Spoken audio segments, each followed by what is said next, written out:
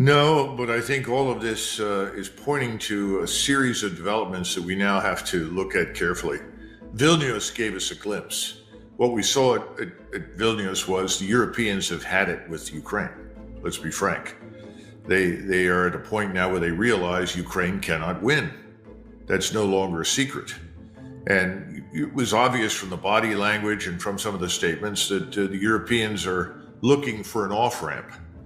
The real question at this point is whether or not the Biden administration is looking for an off-ramp. I rather suspect they are. And why? The Ukrainian army is beginning to melt away. People need to understand that at some point, every army that goes to war, at some point, reaches the breaking point. In other words, it cracks under pressure. My friend Mike Vlahos, he and I discussed this war last December, and a lot of people enjoyed that discussion. But that's one of the points that he raises routinely with me. How much more can these Ukrainians take? When you're faced with overwhelming superiority and firepower, when you live essentially in a fishbowl, remember they've got constant, persistent surveillance from space-based assets as well as terrestrial assets. There's nowhere to hide.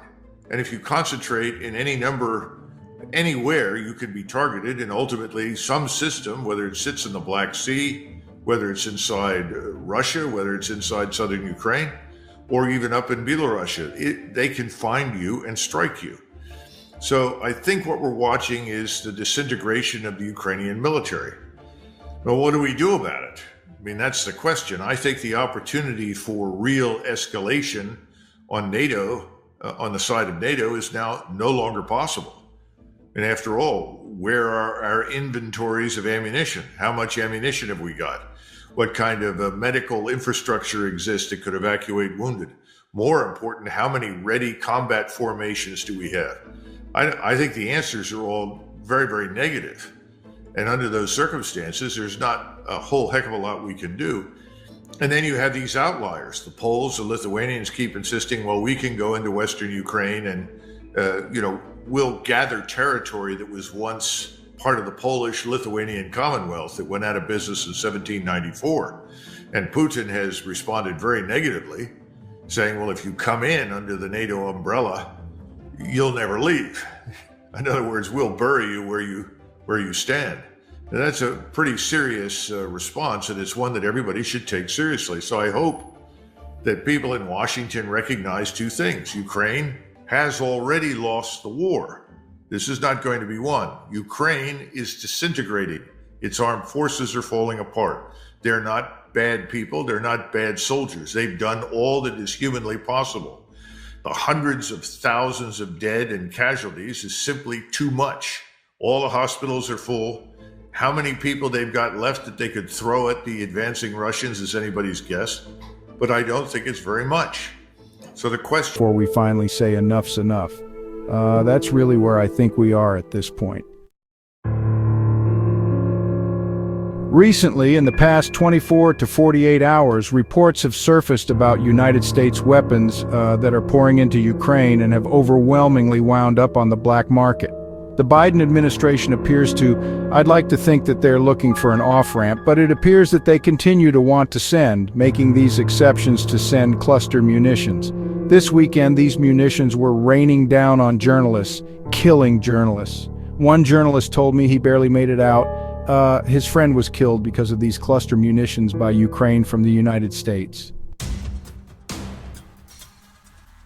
Mobilization, by the way, continues at a very steady pace. It's not being covered publicly, but more and more men in various universities and various technical institutes in places where they would normally be working are missing. They're showing up in uniform. So the Army continues to grow. Right now, the numbers of troops are about 750,000. You're talking about 300,000 of those in reserve, and a target number is 1.2 million before this is over. So Russia is waxing, more and more powerfully with each passing day. Offline, which is these 8 Russian generals being removed. So, we're trying to wrap our heads around exactly what's happening here. So this is on the Russian side now. Reports over the weekend of 8 Russian generals being removed from command by General Shu. and I'll just mention a few of the names that I can even pronounce here. Well, I'll try my best. Like, see, General Mail Talinsky. You have, yeah, I'm not going to even try this, but number Popov, that's fairly easy to pronounce. Ghost, yeah, he was one of these general officers who is extremely popular with his troops. Well, there are a number of different possibilities, and we're still trying to sort through this. I think, first of all, as soon as I heard about these 8 generals, some of whom, like Popov, are being removed for probably being overly...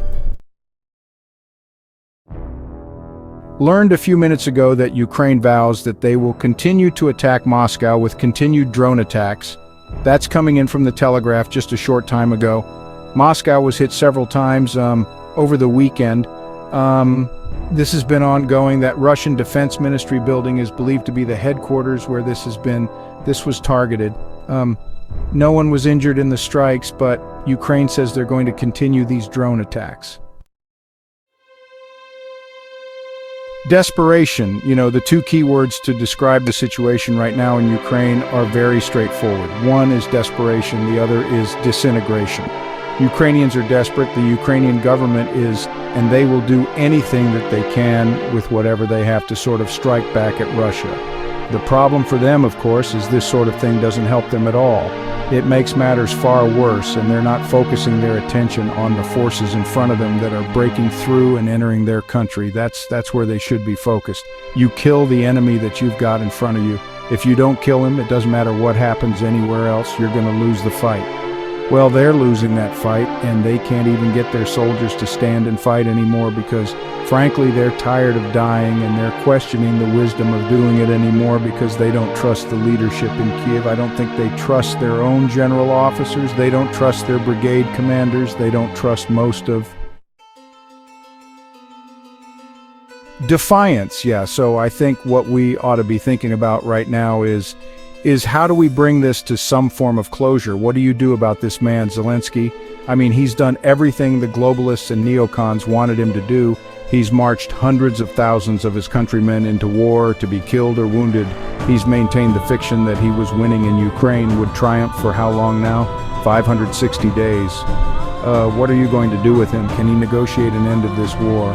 Seems unlikely to me. So I would watch and see what now happens with Zelensky and the people around him, because if this is going to end before Ukraine as a nation state completely goes out of existence, someone in Ukrainian uniform probably has to step forward and take responsibility and ask for some sort of ceasefire and withdraw to some lines that people make on map until talks can be arranged in Moscow or wherever they decide to hold them, probably back in beat.